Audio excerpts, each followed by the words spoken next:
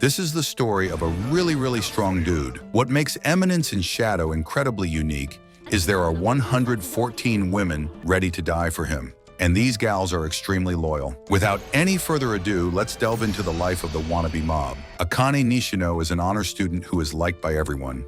She plays the teacher's pet so the teachers would like her.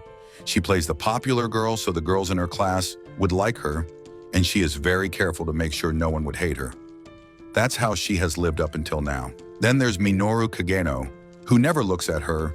He tends to forget people's names and in general is despicable, or so Akane thinks. One ordinary evening, after finishing up her school duties, she tries calling her chauffeur, and when he doesn't answer, she decides to walk home. On her way home, she is abducted by some ruffians who have kidnapped her to fetch a lot of Benjamins from her rich father. Akane has severe PTSD as she was kidnapped as a child. However, Minoru barges into the old warehouse with his flamboyant costume and 2 crowbars. He introduces himself as stylish ruffian slayer to the ruffians and soon begins fighting them. However, he discovers that one of the ruffians is an ex-military man, and in their fight, Minoru ruthlessly beats him until the ex-military man loses consciousness. Although he succeeds in this fight, he also gets a few wounds. The next day, Akane clocks that Minoru, who is bad with names, has finally said her name right. She realizes that Minoru is similar to her. He lives his life hiding behind a mask. A few days later, Minoru is abruptly hit by a truck and killed. Through flashback, Minoru explains that as a kid, he wanted to be a hero. But unlike other kids, his passion was far from a temporary phase. He dedicated himself to getting stronger and even practiced becoming a hero. However, he was self-aware that as a human, he is hindered by mortality more than anything. But he has been given another chance. He has been reincarnated into a world where he can use magic. Minoru Kagenou is reborn into the new world as Cid Kagenou. He was born as the son of Baron Kagenou, the family that has pumped out dark knights for generations. Everyone has high hopes for the next family heir, who apparently is his abundantly talented sister, Claire Kagenou. However, he uses this as a chance to operate in secret, aiming to achieve his ultimate desire of being the perfect Eminence in Shadow. When looting up some town for money, he discovers a living blob of rotting flesh and experiments on it. After a few tries, he succeeds in finding a cure, and the decomposed, rotting flesh blob turns into an elf girl. Cid stretches the truth by telling the girl that she was cursed with a terrible curse that was cast on her and other heroes' descendants. He tells her that it's the doing of the cult of Diablos, and his mission is to remain in the shadows and put an end to their evil schemes. He introduces himself as Shadow, one who lurks in the shadows to hunt the shadows. The girl decides to follow him. It's been 3 years since then. When nobles turn 15, they start attending the Midgar Academy for Dark Knights. However, when the time for his sister to attend the academy arrives, she abruptly goes missing. Alpha, along with Beta, Gamma, Delta, Epsilon, Zeta, and Eta, the 7 members of Shadow Garden ambush the Cult of Diablos' secret base, while Cid is unaware that the Cult of Diablos exists. One of the formidable foes, the bandit who pulled the strings for Claire's kidnapping, witnesses the greatness of Cid Kagenou and experiences what the utter defeat feels like. After rescuing Claire, he concludes that everything has returned to normal. Even his older sister Claire leaves for Midgar. However, the Shadow Garden girls suddenly tell him that their work is done and they will be leaving him. Cid has become a 15-year-old and has enrolled in the Midgar Academy of the Dark Knights. He's satisfied with his life, living like a background character. He has made 2 friends that live up to his standards, matching the description of being NPCs. To further strengthen his character as a mob, he confesses his love for the most popular girl in the academy, Alexia Midgar, hoping to experience what rejection feels like. However, Alexia remarks she is looking for someone like him and accepts his proposal. Later, Alexia invites Cid to the fencing class, where he discovers she is engaged to instructor Zenon. Alexia tells him that she has no desire to marry Zenon, which sums up why she accepted his love confession. She reveals that she knows Cid confessed his love for her because he lost a bet against his friends. Alexia intends on continuing their fake relationship until Zenon gives up, and to keep him playing along, she pays him some money. Cid asks her what exactly is the problem with marrying Zenon, because to him, Zenon appears like an ideal man, the prime selection. Alexia remarks Zenon is only good on the surface, and she doesn't judge people only by the surface. Soon 2 more weeks passed by and they continued to play boyfriend-girlfriend.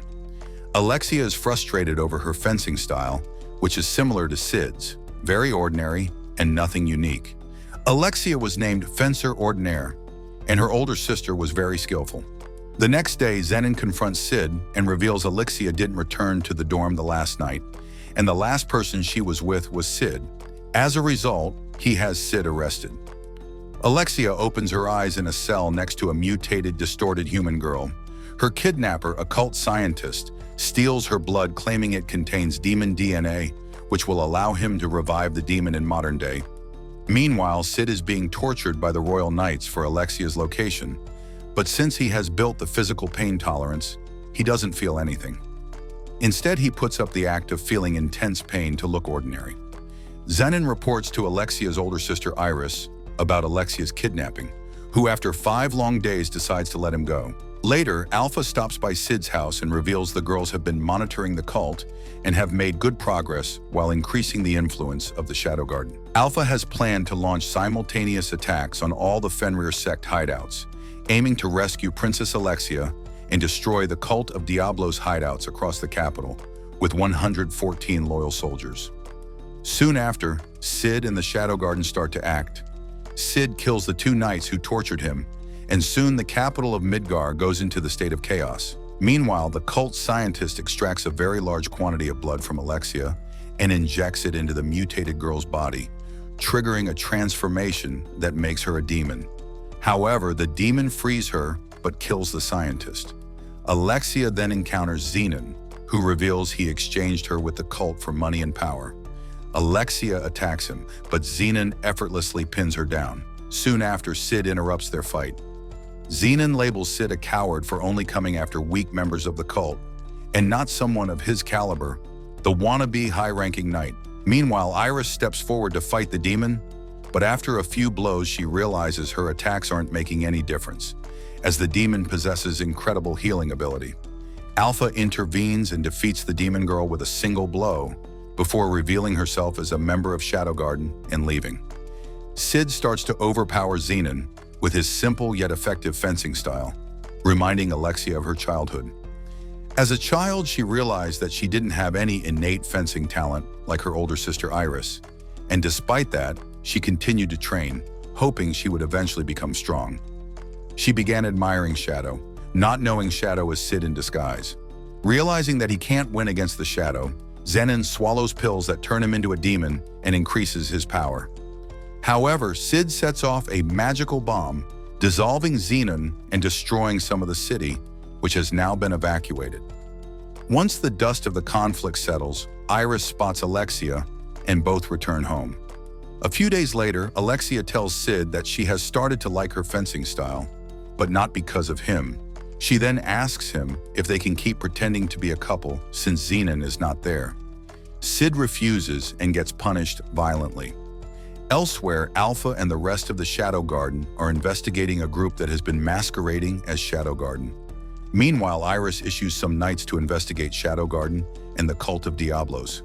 Cid, just after receiving some punishment from Alexia, encounters a scholarly pink-haired girl. A man uttering Shadow Garden, despite not being associated with the organization, commits a murder. The pink-haired girl from earlier is in the presence of Iris and Alexia. Iris calls her the most brilliant mind in the kingdom and has summoned her to decipher the artifact they have confiscated from a facility belonging to the cult of Diablos. Iris assigns the Crimson Order, the order of knights she has recently established to investigate Shadow Garden and the cult of Diablos. Alexia also decides to help Sherry in her research. Cid, Poe, and Skell visit Mitsugoshi, a chocolate store that has become wildly popular. He discovers that his subordinate Gamma has opened this Mitsugoshi store, not just in Midgar, but in every city of the world. On his way home, Cid spots Alexia fighting several members of the fake Shadow Garden. He saves her by murdering the murderers, sparing one for Nu to interrogate. Later, Alexia informs her older sister about the existence of 2 organizations called Shadow Garden, one being real and the other being the imposters. When Alexia asks Iris who she sees as the real enemy between the cult of Diablos and Shadow Garden, Iris replies that both are her enemies, or more accurately, the capital's enemies. Cid gives some of the leftover chocolate he received from Gamma to Sherry. Sherry's foster father, Vice Principal Ruslan, tells her that whoever gave this gift to her meant it and encourages her to think about her love life. New informs Cid that the murderer they had captured has been brainwashed and she can't squeeze any information off of him. One such soldier named Rex is somewhere in the capital on a cult mission. Meanwhile, Cid is preoccupied as Poe and Skell have registered him in a fencing festival. At the festival, Cid is up against the student council president, Rose Oriana, the best swordsman in the academy. Cid, role-playing as a background character, feigns injuries repeatedly but persists in fighting, experiencing a long cycle of gushing out blood and rising to his feet. The referee ultimately declares Rose as the winner.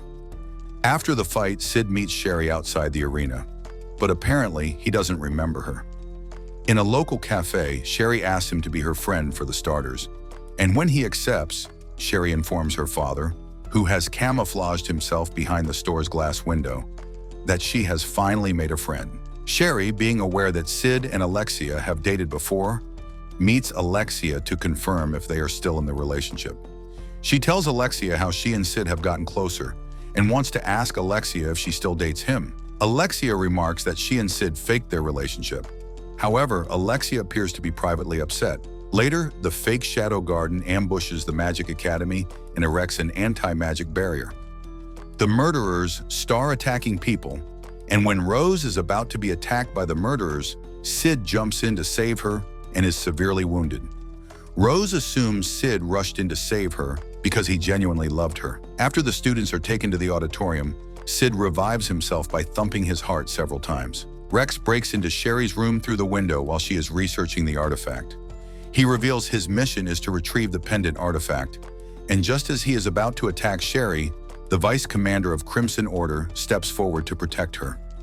Meanwhile, Cid is annoyed at the fake Shadow Garden because their original roleplay is still not perfect, as they are wearing black, the color that's perfect for role-playing at night. Far from the murderer's sight, he snipes them from a distance. Amid sniping the enemies, he spots Sherry walking in the hallway, believing she is being sneaky. He initially secretly helps her out, but since she is pretty clumsy, he saves her from falling off the stairs. Sherry figures out that the enemy is using the Eye of Avarice to block magic, and it has been programmed so that the invaders can use it. Moreover, if it absorbs energy from the students that have gathered at the auditorium, it would explode. Sherry reveals that the pendant artifact can cancel out Eye of Avarice's attack, which means the magic barrier placed by Gaunt Knight will also be canceled. Han Bin decides to collect the pendant from Sherry's study room.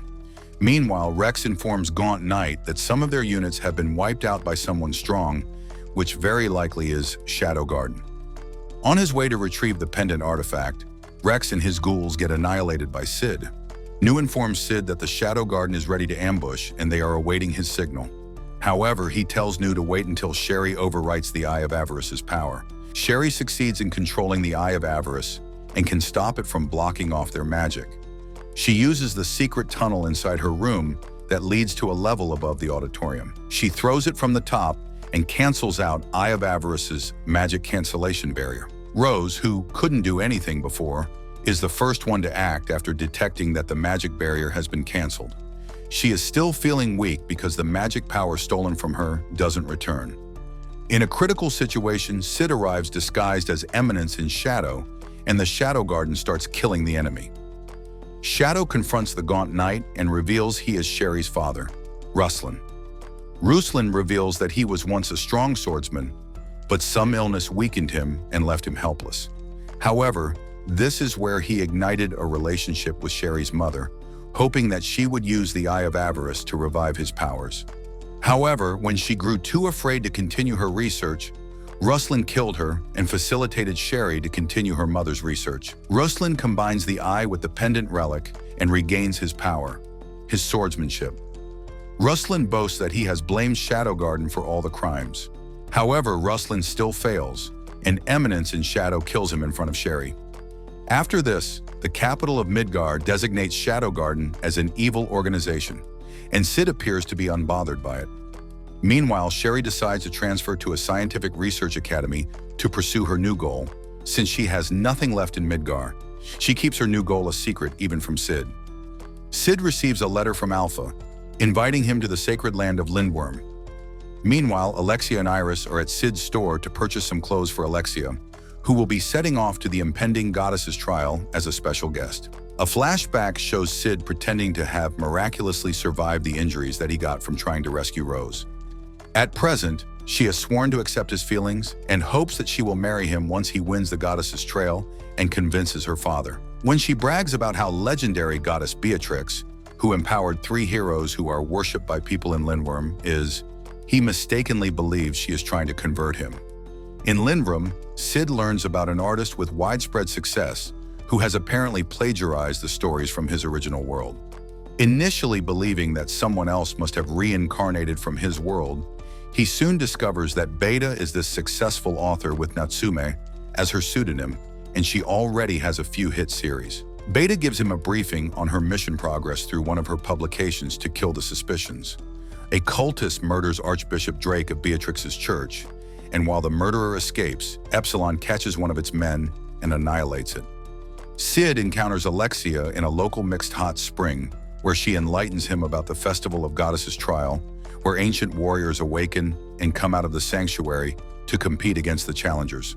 However, ancient warriors listen to the calls of people that can be counted on the fingers of one hand only. After Alexia's investigation is canceled out, she encounters Archbishop Nelson, who apparently has canceled out her investigation and is the prime suspect for killing Archbishop Drake. At the trial, she also meets Beta, and both take an instant dislike to each other. The goddess trial begins with contestants trying out their luck. After quite some time, Cid is suddenly announced as the next challenger. Cid decides to crash the event by coming out disguised as Eminence and Shadow, summoning Aurora, the Calamity Witch, who is known as the strongest witch in history. Alexia realizes that since an appropriate opponent is summoned during the goddess's trial, then that means Shadow's power has reached the same level as the one who destroyed the world. In the starting, Cid observes Aurora's movement while being on defense. He strikes when he finds an opening, killing the Calamity Witch in a single blow. Although he defeats her, he is mildly disappointed that it was an easy fight. The barrier around the arena collapses after their fight ends, and a new summoning spell is activated. Cid finds the summoning circle following him around no matter where he goes. Fearing it might even follow him to the inn he's staying at, he decides to enter the door and finds himself in the sanctuary. Meanwhile, Alpha appears with the rest of the Shadow Garden, and they all enter the door too with Nelson. Since Princess Alexia can't sit still, she decides to jump into the circle, and Rose also follows her. Inside the sanctuary, Cid meets an imprisoned Aurora. Cid learns through her that Sanctuary is actually a place that stores the memories of past heroes. Plus, when she also reveals that she has been stuck inside the Sanctuary for over 1,000 years, Cid frees her. Elsewhere, Alpha and the girls learn that Sanctuary used to be a place where orphan girls with Diablo's bloodline were sacrificed. The purpose?